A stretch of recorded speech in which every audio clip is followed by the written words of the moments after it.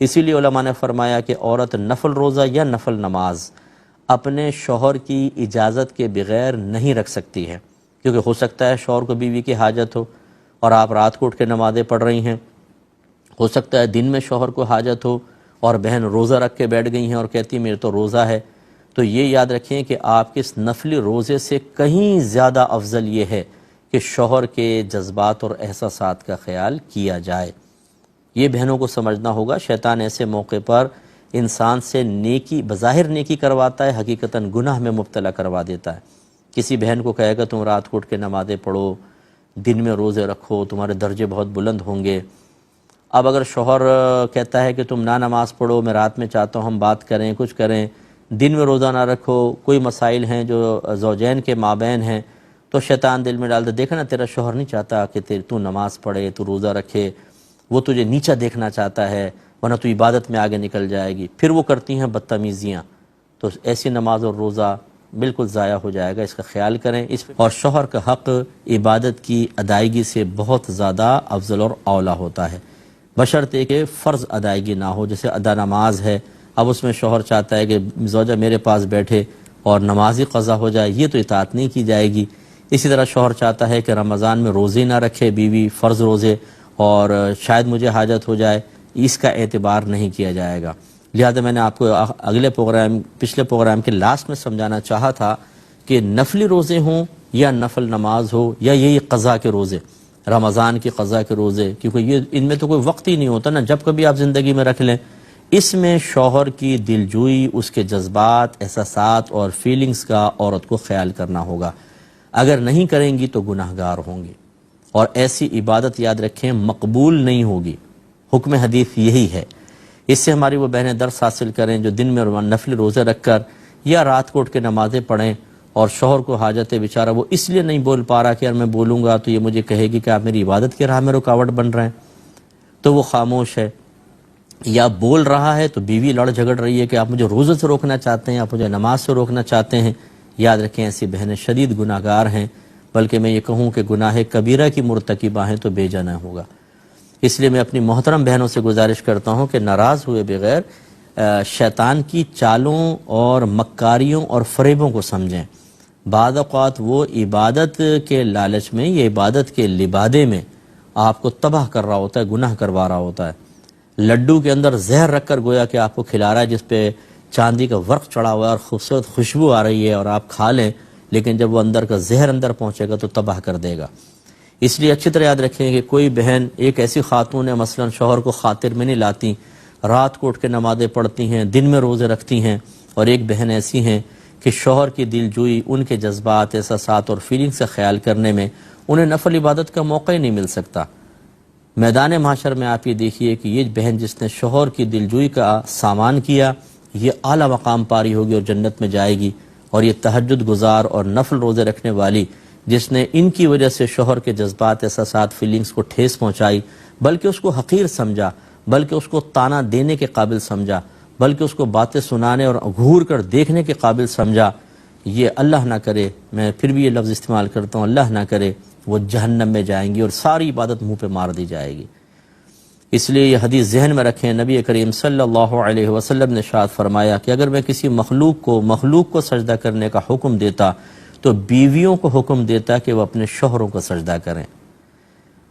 تو اب بعض ہماری بہنیں اس پر بھی ایسا ہوتی ہیں کہ وہ ایسی، یعنی نبی کا کلام ہم سنائیں، ہم انہیں قرآن و حدیث کا نچوڑ سنائیں، وہ اس کو نہیں دیکھیں گی کس کا فرمان ہے، کس نے کہا ہے، ان کی اپنی ایک سوچ ہوگی۔ دیکھا نا، مرد ہے نا، مردوں کی فیور کی بات کر رہے ہیں، یعنی عورتوں کو تو کچھ کرنے ہی نہیں دیں گے یہ لوگ۔ آپ ہو سکتا ہے کہ اس طرح کے دو جملے کہہ کے کسی کی نصیحت اور ہدایت کو ٹھکرا دیں جو قرآن و حدیث کا نچوڑ ہو۔ نتیجہ کیا نکلے گا؟ ہو سکتا ہے دنیا میں کوئی بھی آپ کو کچھ بھی نہ کہے، بھئی ٹھیک ہے، ہاں تم صحیح کہہ رہی ہو، 10 تائید کرنے والی مل جائیں گی، لیکن قبر میں تو آپ نے تنہا جانا ہے نا۔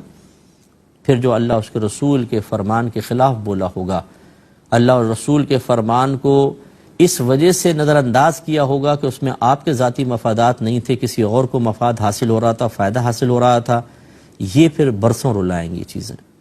اور پھر کوئی یہ جو جتنی تائید کرنے والی ہوتی ہے نا، ہاں ٹھیک کہہ رہی ہو، تم صحیح کہہ رہی ہو، تو مولوی ہوتے ہی ایسے ہیں، اور یہ دیکھو مردوں نے اپنا بنا رکھا ہے، یہ ساری یہاں بیٹھی ہوں گی، آپ اکیلی قبر میں عذاب بھگت رہی ہوں گی۔ اگرچہ کچھ عرصے بعد یہ بھی آپ کے ساتھ شریک ہو سکتی ہیں، لیکن ایسا نہ کریں، اللہ اس کے رسول کے فرمان کو اچھی طرح سمجھیں۔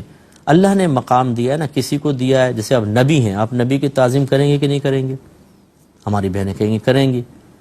تو اب اللہ نہ کرے کوئی بہن یہ کہے کہ بھی نبیوں کو خالی مردوں کو نبوت کیوں دی، عورتوں کو کیوں نہیں دی؟ کیا آپ یہ اعتراض کر سکتی ہیں؟ یہ کوئی صحیح اعتراض ہے؟ تو آپ نبی کا احترام کرتی ہیں، آپ صحابہ کا احترام کرتی ہیں، آپ اولیاء جو مرد ہیں ان کا احترام کرتی ہیں، کسی نہ کسی خاص وصف کی وجہ سے نا۔ نبی کا کیوں کرتی ہیں؟ اللہ نے ان کو نبوت کا وصف دیا۔ اس کا مطلب ہے کہ وہ ایک مرد ہیں، لیکن پھر بھی آپ اس لیے تعظیم کر رہی ہیں کہ نہیں اللہ تعالیٰ نے ان کو ایک دیا، مقام ہے، مرتبہ ہے۔ ایسی صحابہ، ایسی اولیاء کرام، ایسی آپ کے اگر کوئی پیر و مرشد ہیں اور بعمل ہیں، آپ ان کی تعظیم کر رہی ہیں۔ کیوں کر رہی ہیں؟ اس لیے کہ اللہ نے ان کو مقام مرتبہ دیا ہے۔ بس یہی میں آپ کو سمجھانا چاہ رہا ہوں کہ شوہر کی بھی آپ کو تعظیم کرنی ہوگی اور ان کے جذبات و احساسات کا خیال کرنا ہوگا۔ کیوں؟ اس لیے کہ وہ مرد ہے؟ کیوں؟ اس لیے کہ وہ آپ کا شوہر ہے؟ نہیں، اس لیے کہ اللہ نے اس کو آپ سے اونچا ایک مقام دیا ہے۔ شوہر عورتوں سے زیادہ مقام رکھنے والے ہیں، اور جس طرح آپ یہ نہیں اعتراض کر سکتی کہ ان نبی کو نبوت کیوں دی، مجھے کیوں نہیں دے دی، اس صحابی کو صحابیت کیوں ملی، مجھے کیوں نہیں ملی، ان ولی کو ولایت کیوں مل گئی، مجھے کیوں نہیں ملی، اس پر آپ بالکل راضی رہتی ہیں۔ ایسے ہی اس پر بھی اعتراض کا حق حاصل نہیں کہ عورتوں کو محکومہ کیوں بنایا، مرد کو حاکم کیوں۔ یہ اللہ کی تقسیم ہے، اللہ تعالیٰ بہتر جانتا ہے کس کو کیا چیز دینی ہے کیا نہیں، ہم اس کے بندے ہیں۔ اب بعض چیزوں میں دیکھیں عورتیں مردوں سے زیادہ مطلب مقام و مرتبہ رکھتی ہیں کئی چیزوں کے اندر، تو اب یہ تو نہیں ہے کہ مرد اس پر اعتراض کرے، وہ غلط ہوگا۔ یعنی ماں کا دیکھیں، نبی کریم صلی اللہ علیہ وسلم سے ایک صحابی نے پوچھا، یا رسول اللہ صلی اللہ علیہ وسلم، مجھ پہ سب سے زیادہ حق کس کا ہے؟ فرمایا آپ کی والدہ کا۔ عرض کی اس کے بعد؟ فرمایا آپ کی والدہ کا۔ کہا پھر؟ فرمایا آپ کی والدہ کا۔ کہا اس کے بعد؟ فرمایا آپ کے والد کا۔ اب دیکھیں ماں کو حق کے اعتبار سے باپ سے 3 گنا زیادہ رکھا ہے، لیکن جب اسی ماں اور باپ کو سامنے رکھے تو حق کے اعتبار سے شوہر کو بیوی پہ غلبہ دیا ہے۔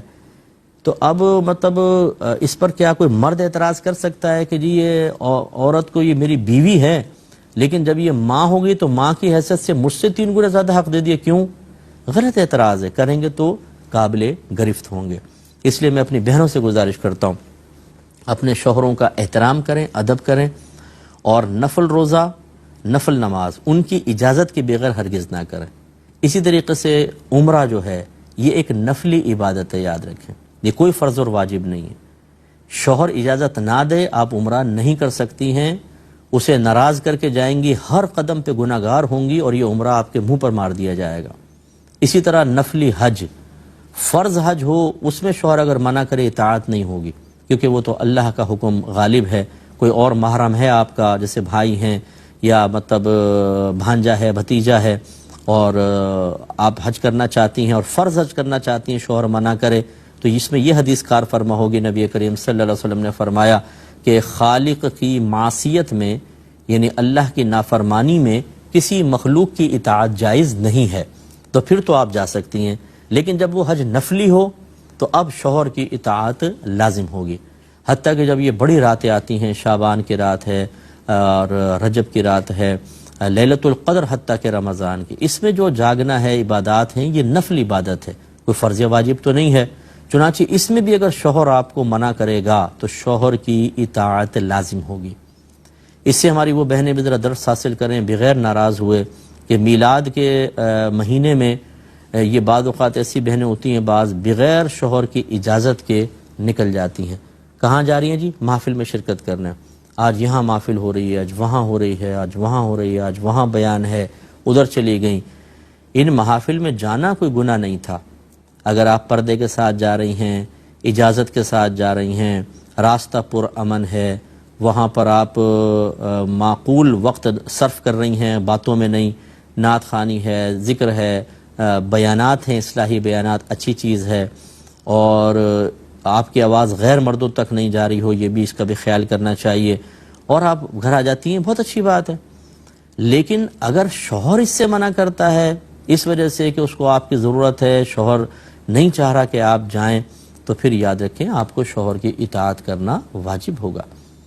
لیکن کتنے مجھے ایسے شوہر ملے، خصوصاً میں UK گیا ایک دفعہ، تو ایک شوہر بتا رہے تھے کہ جی کیا کریں، بچوں کو میرے پاس چھوڑ جاتی ہے بیوی، اور اس ربیع الاول کے مہینے میں سارا دن وہ باہر رہتی ہے اور رات کو بہت لیٹ پہنچتی ہے کہ جی ہمارے مختلف پروگرام ہوتے ہیں، اس لیے اس ایک مہینے میں تو آپ کو بچے سنبھالیں۔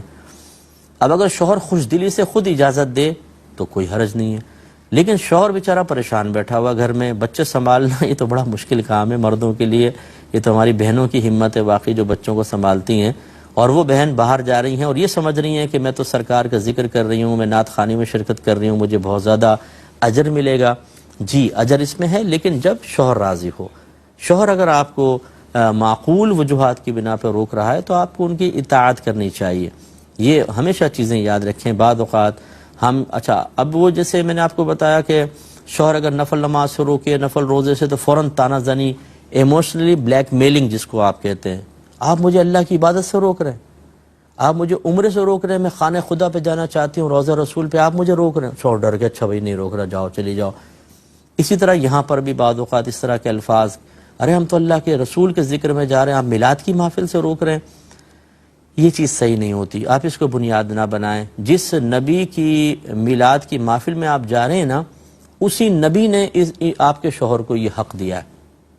اگر آپ نبی کی محبت میں وہاں جا رہی ہیں تو نبی کی محبت کا تقاضا یہ نہیں ہے کہ آپ نبی کے حکم کو ایک طرف پھینک دیں اور کہیں کہ جی ہم تو بس یہ کریں گے، جس کو میں اکثر سمجھاتا ہوں کہ آپ ماں سے محبت کا دعویٰ کریں، امی آپ سے بڑی محبت ہے، اور ماں بیچاری حکم دے تو آپ کہنا کوئی بھی نہ مانے، اب اس کا دل بھی ٹوٹ رہا ہے، اس کی دل آزاری ہو رہی ہے، وہ پریشان ہے، حکم ایک نہ مانے اور پھر کہیں کہ آپ سے محبت بہت، اور سب لوگوں کو جا کر کہیں میں اپنی ماں سے بڑی محبت کرتی ہوں۔ تو بھئی یہ محبت کرنا، اس کی سب سے بڑی علامت یہ تھی کہ آپ امی کا کہنا مانتی۔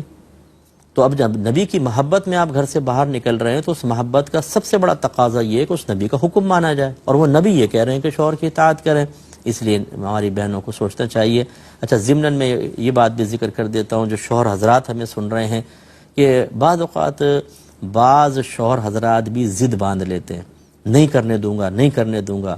یہ رویہ بھی غلط نہیں۔ اگر آپ کو حاجت نہیں ہے، اگر آپ سیلف کنٹرول کر سکتے ہیں، اگر آپ تھوڑی بہت قربانی سیکریفائس کر سکتے ہیں تو بہنوں کو کرنے دیں۔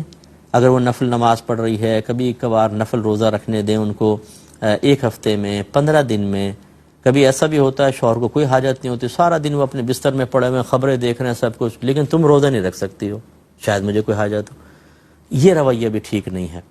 اگر ربیع الاول کا مہینہ آیا، بہنیں کہیں باپردہ طریقے سے آپ کی اجازت سے جانا چاہتی ہیں ذکر رسول کی محفل میں، اور ہم ضد بنا لیں۔